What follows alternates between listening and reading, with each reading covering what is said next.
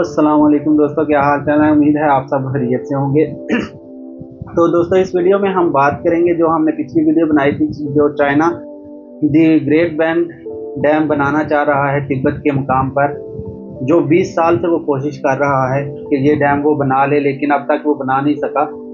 तो उसके चाइना को क्या क्या फ़ायदे हुए हैं, ये हो सकते हैं, ये तो हमने आपको पिछली वीडियो में बता दिया था। लेकिन अब हम बताएंगे आपको कि अगर वो चाइना वो डैम बना लेता है तो उसके क्या क्या नुकसान हो सकते हैं दूसरे ममालिक को। तो बगैर आपका टाइम वेस्ट किए चलते हैं सीधा वीडियो की तरफ।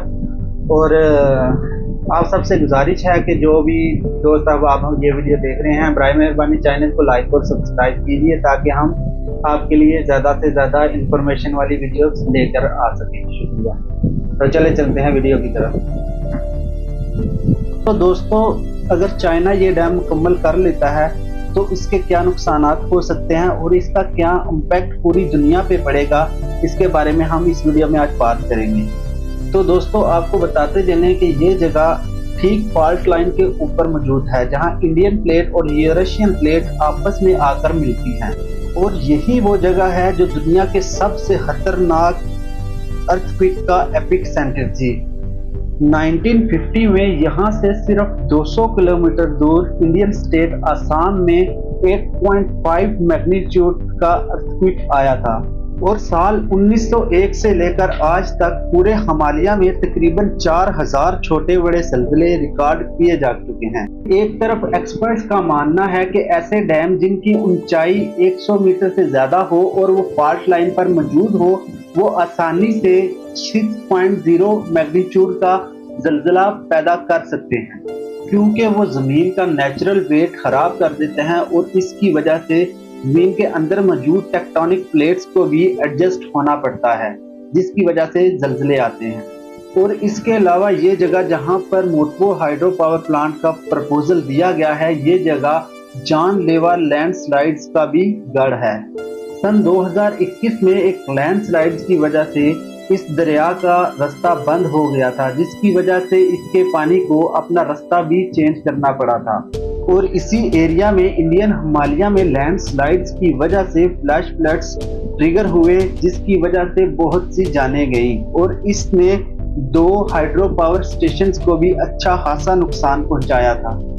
इसके साथ साथ चाइना को अगर दुनिया का सबसे बड़ा हाइड्रो पावर स्टेशन बनाना है तो इसको इंडिया को भी फेस करना होगा, क्योंकि यहाँ पर आप देख सकते हैं कि डैम का वो हिस्सा जो डैम के बाद नीचे जा रहा है, वो कुछ ही फासले के बाद एक इंडिया की स्टेट अरुणाचल प्रदेश में एंटर हो जाता है।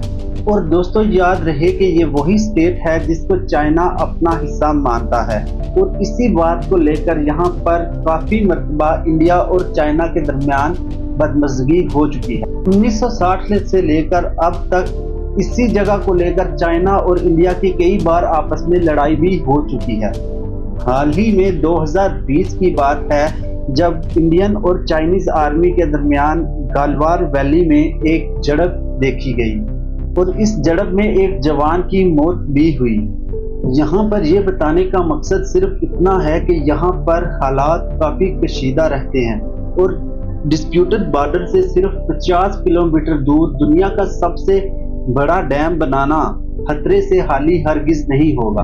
और इंडिया और चाइना दोनों ही न्यूक्लियर पावर कंट्रीज हैं और यहाँ पर डैम बनाने की वजह से चाइना का इंडिया और बांग्लादेश जाने वाले पानी पर फुल कंट्रोल हो सकता है, जो चाइना अपने हथियार के तौर पर भी इस्तेमाल कर सकता है।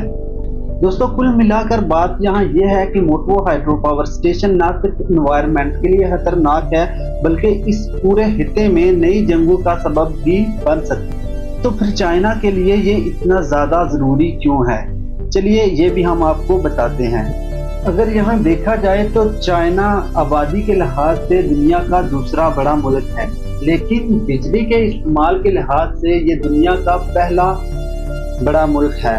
इंडिया, जहां जिसकी आबादी चाइना से ज़्यादा है, यहाँ पर सिर्फ 14 लाख गीगावाट सालाना बिजली इस्तेमाल होती है, लेकिन चाइना में यही बिजली 78 यानी 78 लाख गीगावाट इस्तेमाल की जाती है। दोस्तों, इसकी वजह चाइना में पाई जाने वाली फैक्ट्रीज हैं जो चाइना की तेजी से बढ़ती हुई इकोनॉमी की रीढ़ की हड्डी है, जिसे चाइना किसी भी सूरत कम नहीं कर सकता।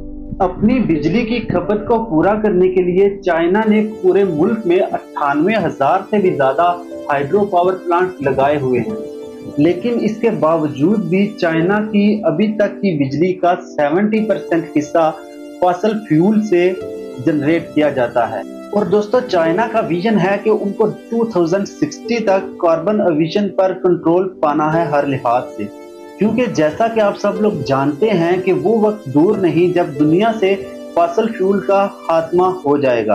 तो यहाँ पर अगर 2060 तक चाइना ने अपनी डिपेंडेंसी फॉसिल फ्यूल से खत्म ना की तो वो अपना ये मुकाम खो सकता है।